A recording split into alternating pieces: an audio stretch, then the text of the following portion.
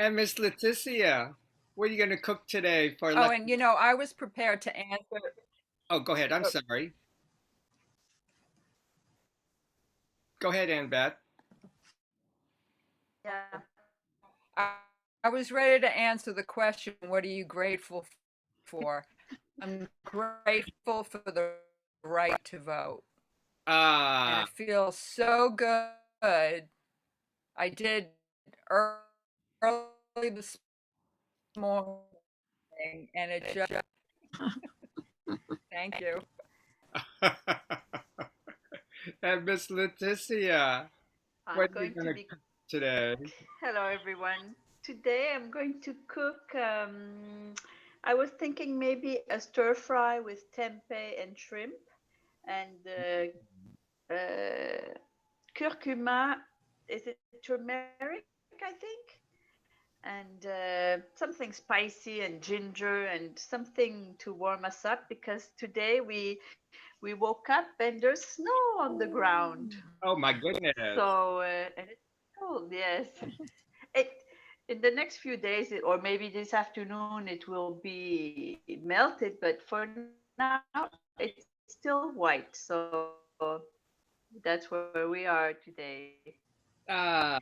And I'll probably also be watching the elections and try not to have an indigestion. And I'll be feeling for all of you and thinking about all of you today.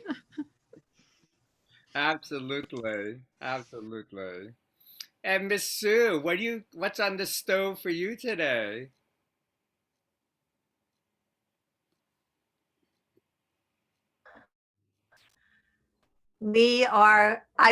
I read the New York Times A section every morning.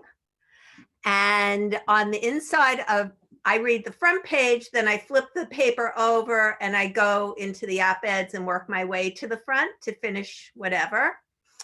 And on the inside of the front cover today, they had a recipe for shrimp shrimp scampi over orzo, but we don't use shrimp in our homes, so I am going to use halibut. And then my husband picked up a beautiful Romanesco at the farmer's market, which I adore. So I'm figuring out how to add that in. Maybe I'll just throw it in at the end so it's still good. But may I also say something that I'm thankful for? Please. Thank you. I am thankful that yesterday I took about a 3/4 of a mile fast paced walk to meet a friend of mine as she was coming out of Prospect Park and came back and didn't get out of breath at all. Excellent. Rocky strong now. Felt amazing. Excellent. That's really great. That's really great. Thank you. And Miss Reverend Barbara, what are you going to be cooking today? Okay, like Aunt Beth, nothing exciting, nothing special. I'm just going to steam some vegetables and make a medley of quinoa with um, some rice and celery and cranberries in it. Nothing special today. I'm not even going to watch the elections today. For me, it's been like waiting to exhale. And so today, I'm not going to watch it at all. I want to breathe. I'll Ah, just turn on the news tomorrow and get the information then. Today, it's my day off. ah, Thank you. good girl. I like that attitude. Absolutely. Thank you. Agree. Thank you. BKTO, be kind to oneself. And Miss Lee Loringer, what are you going to be cooking today? I usually don't plan that far ahead of time. I just cooked myself my breakfast, which was miso soup with some seaweed in it. That's So I don't know. I don't even know what I'm gonna have for lunch. We don't have a lot in the house, so it's almost like I have to, think about some things we have. Jeff, my husband, is the main cook of the house. I am really grateful for that. But we have a butternut squash and some grains and some things in the freezer, but maybe I'm getting ideas to eat fry, which I usually just try them. Plan ahead in cooking, but I take it hour by hour. So after lunch, maybe I'll think about it. Thank you. And Miss Rita Hubert, what are your plans for the menu today? Hi, everybody. Good to see you. I was planning on going to my favorite Asian market and where they have the best fish. And was thinking of Branzino. They have a nice fresh Branzino there. They take you buy the whole thing and then they take care of it there, and you take home the fillets. So, which is really nice. And I agree with Barbara. I'm going to stay away from the news today and and just take read a book or do something fun. Absolutely. That's great. Absolutely, Rita. Thank you. Enjoy your fish. And Miss Linda Boney, what are you going to do today for your cooking? My mom asked me, what are we going to have today? So it's an interesting question. So I said, well, let's do the chicken wings and chicken legs. We haven't done the chicken legs in the deep fryer, in the air fryer. So I'm going to try it today. Oh, that'll be great. That'll be great. With it, probably rice. I don't know, veggies. I will figure out something, but definitely the fried chicken in the deep fry, in the air fryer. Right. And you must have an extra bottle of wine hanging around too, right? Yeah, I got a lot of, and I got some coquito today too. I love coquito. Oh, Just had it delivered. oh, how nice. We all may So later tonight. And thank you, Linda. And Miss D, what's on the agenda tonight for your menu? Well, like Lee, I don't really plan food a lot. But for the last couple of days, because I stockpiled hundreds of pounds of chicken. I think I have not actually weighed it, but I swear to God, I have over 100 pounds of, turkey. And so I thought maybe I'd pull out some turkey and make stuffing and do like a little Thanksgiving type dinner. Either that or I'm doing nothing at all and having a goat milkshake again. And that's it. It's just whatever strikes me, in the moment. So it'll either be like all out or nothing at all, one or the other. Well, just go with and a Valium. Valium. I tried to get my hands on one. I couldn't score one. I actually was that upset like a couple of days ago. I thought, I'm not going to make it through. I need pharmaceuticals. I actually did make a phone call. None available. So I guess everybody else got their hands on them first. So I'll have to settle for whatever else I can get my hands on. But big day. It's a big day. Absolutely. Like grateful that it's here. Yeah, absolutely. Thank you, Dee. And Miss Nancy. And what's on the menu for your day? Like a lot of people today, I'm making shrimp, but I'm making wild caught shrimp. I don't do farm shrimp. My niece is a marine biologist. That farm shrimp is not good for you. So I have some, we went to the farmer's market a couple of days ago. So I'm doing applesauce and canning string beans and processing a lot of stuff today. Today's canning day. Wow. That's and maybe some, we're going to can this president. Well, I won't get into that.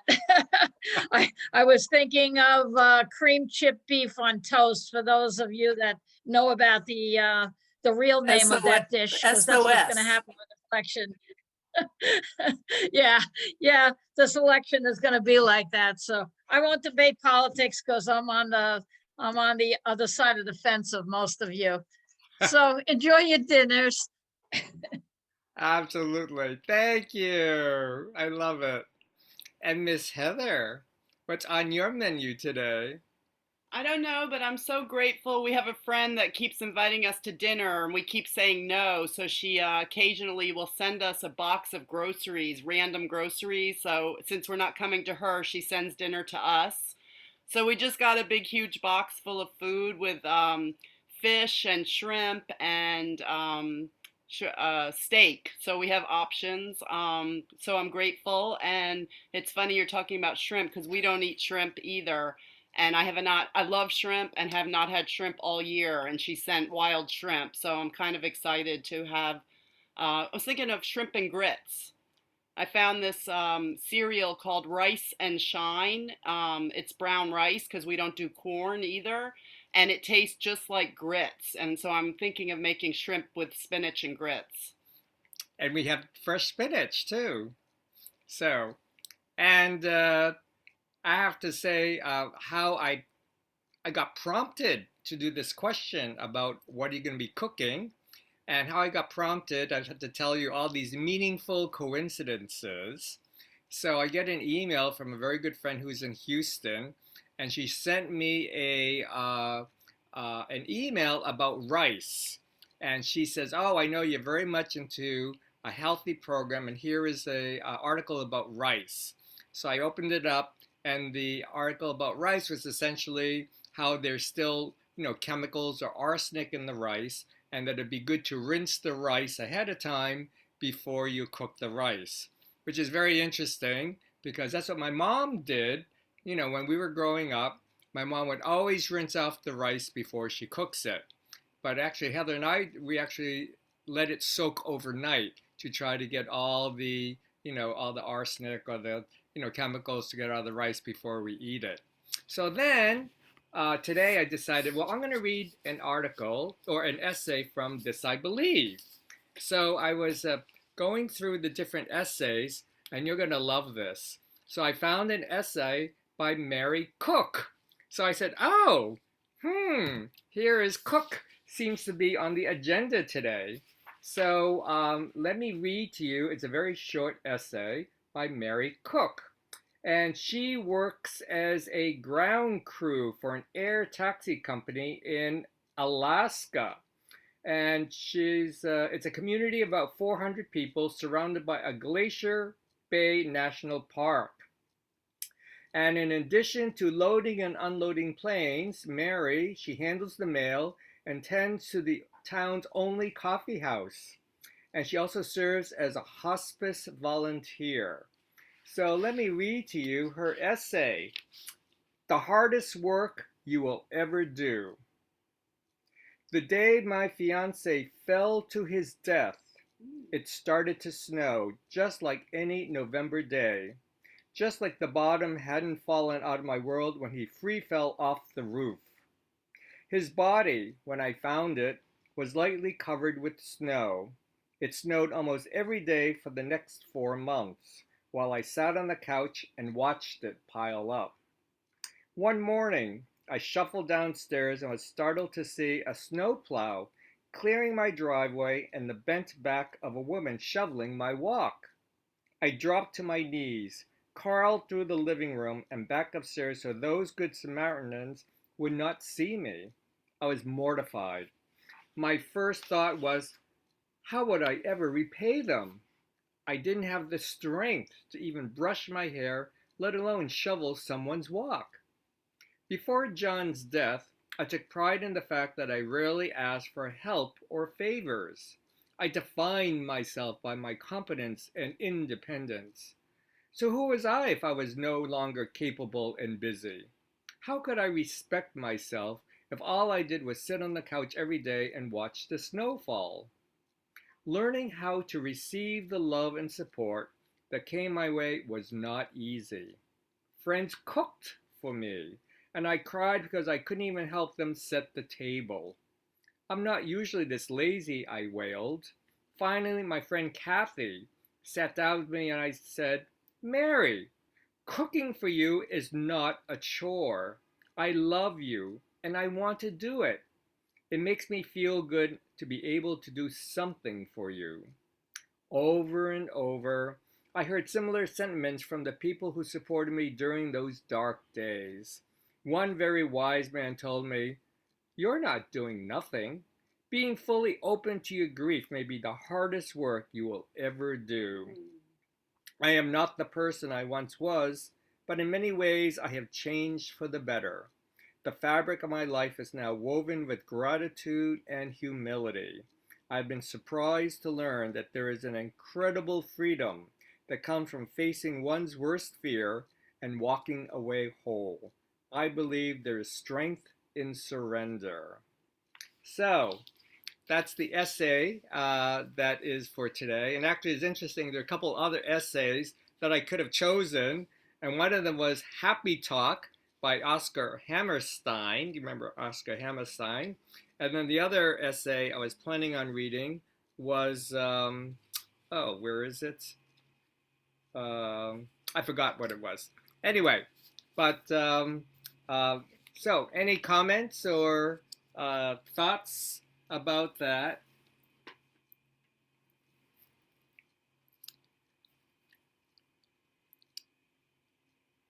Yeah, thanks. Like today wasn't going to be depressing enough already. You started me crying. It was very sad, that it was very beautiful and so real and so true. And you know, sometimes that's when you're doing your most work, is when you're doing it all on the inside and when you're incapable of doing it on the outside. Right. Absolutely. Absolutely. And Sue? I was just going to say that this writer was very lucky to have such empathic friends who understood what she needed without being asked. But that is not really often the way things are. Often people can feel disappointed in those around them for not stepping up. But my very wise therapist many years ago said that unless and until you tell the people who care about you what you need, most of them are not empathic and really don't know, and so they don't do anything. But if you can bring yourself to ask for help, people will always rise to that occasion. And so it just made me think about that. Thank you. Thank you. For me, it rang so true. When my father died, I felt the same way, and I sat on the couch every day with this list of things to do and did nothing. And so for her to say, just surrender, and that's the way to grieve, I just really resonated with that because that's how I was. And for me, I mean, what this article represented was about cooking. You know, what does cooking express? Cooking is about, sharing, helping others. That's what cooking means for me. Nurturing and nourishing, whoever. It doesn't matter who that is. But, when people are in need of help or there's circumstances that you just can feel it. And maybe that is our empathic selves. But then on the bigger level, I was thinking about, and I have to say, today is a very big day for us here in the States. It's the election day, and it has brought up so much major, emotions. So I said, this essay in a way kind of brought to, about surrendering. So literally surrender, and and it might be interesting, about people nurturing each other, during this. And so that's why I brought up the issue of food.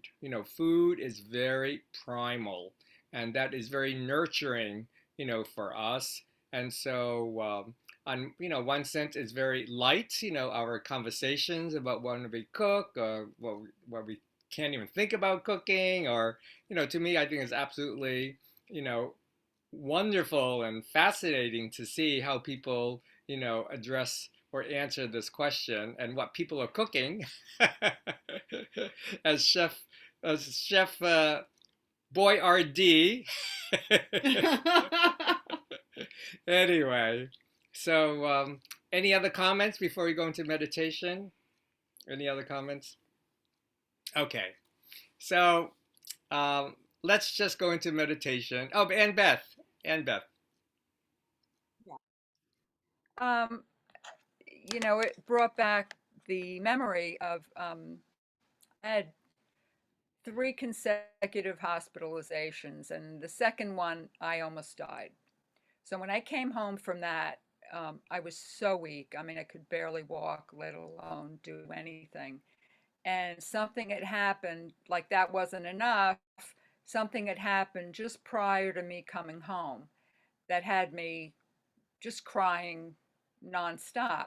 So friends brought me home, and then a neighbor who was a friend came in, was very empathetic. I mean, she hugged me, and I have a big pasta pot, like a Cuisinart, that's all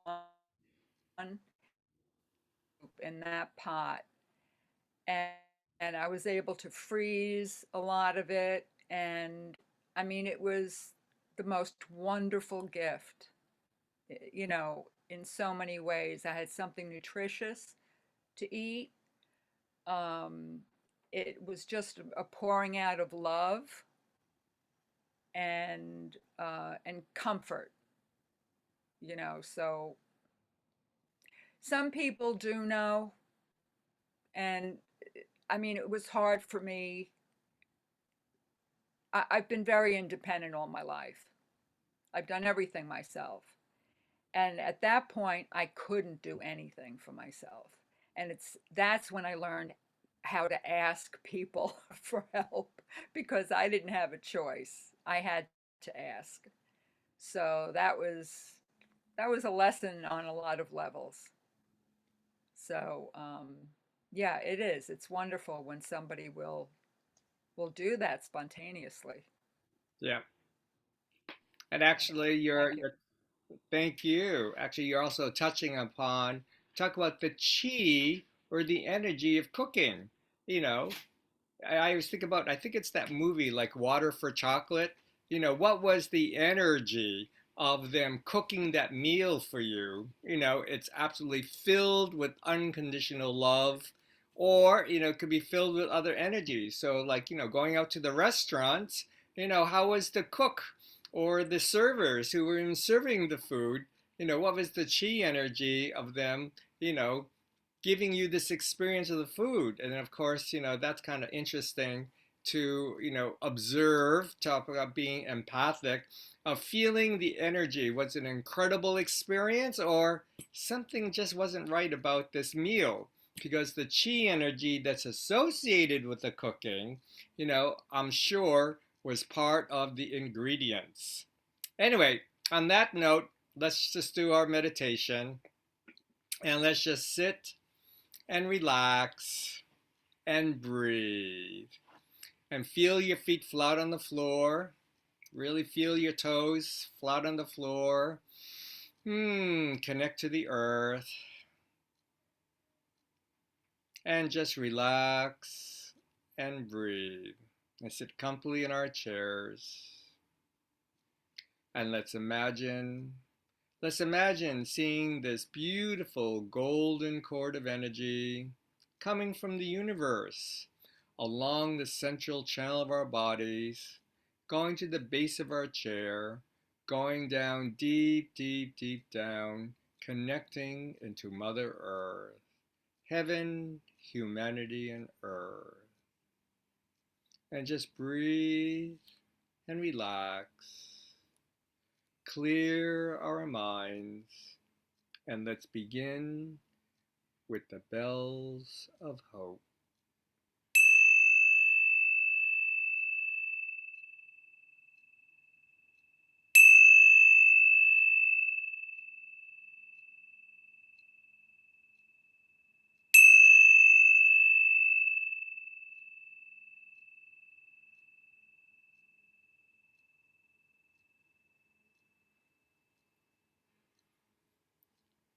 And just sit comfortably in whatever position.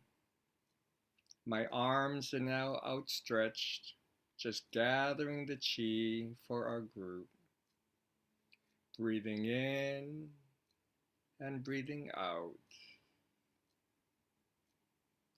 And visualize a beautiful place out in nature. Maybe we're sitting by the lake with the mountains in the distance, the turtle or the tortoise mountains in the distance, with the dragon and tiger hills on each side.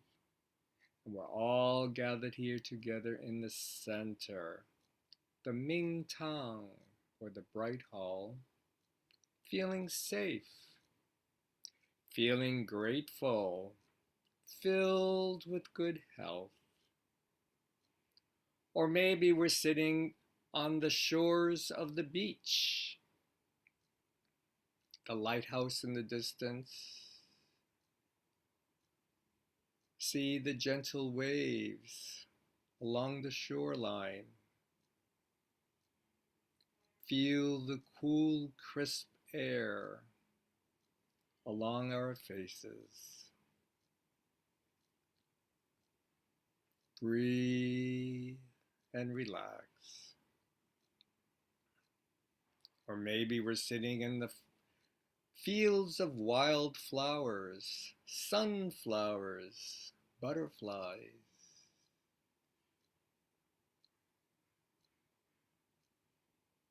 Feel the chi energy of the sun peeking through the clouds. Or maybe we're sitting on the edge of the Grand Canyon in awe of this incredible view from Mother Nature. Breathe and relax. And just relax your entire body. Relax your head and your neck. Just relax your shoulders and your arms, your elbows, your hands. Relax our hearts, filled with purple chi. Relax the lower dantian, the golden stove. Relax our hips, our thighs, our legs, our knees. Even relax our ankles and our feet. Breathe in and breathe out. And let's just take this time to listen to our hearts, listen to God or the universe. Just listen to the silence.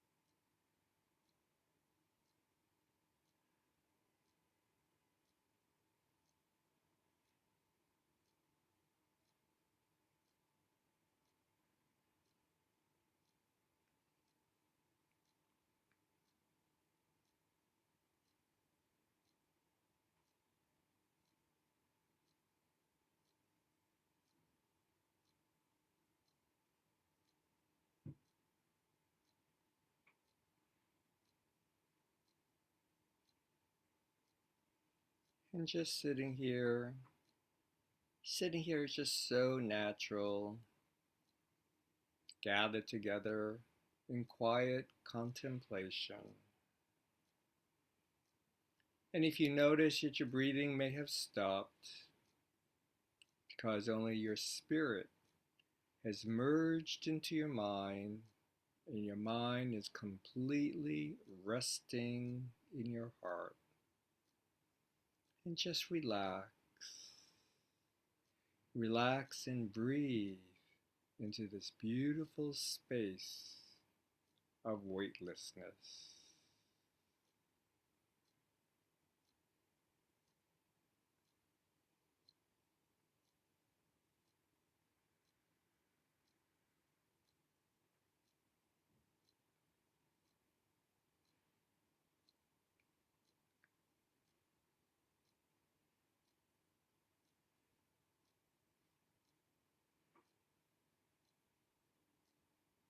And as we open our bodies to the universe, we are opening our hearts to love, for hope, for harmony, and good health.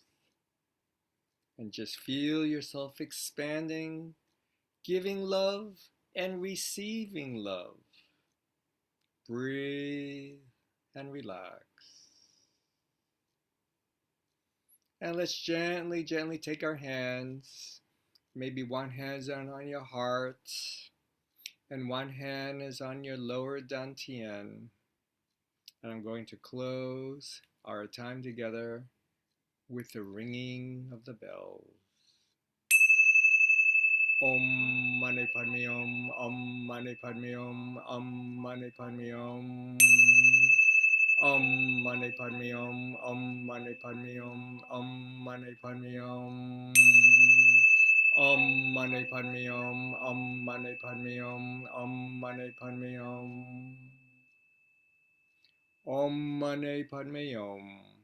The 6 true words in Sanskrit, just welcoming peace, harmony, good health, and smiles. So gently, gently take your hands and just kind of rub them together. Do a little tap dance with Mother Earth. And do a little tapping, little tap, tap, tap along your lower jaw, on your forehead, around your head, the back of your head. Rub your ears, like a little puppy dog or a kitten. And just tap, tap, tap, tap, tap your arm. And your other arm, gently tap your heart, your sternum. Happy Tuesday. It's the 3rd of November, 2020, Election Day. And let's enjoy a wonderful meal, whatever you're going to cook.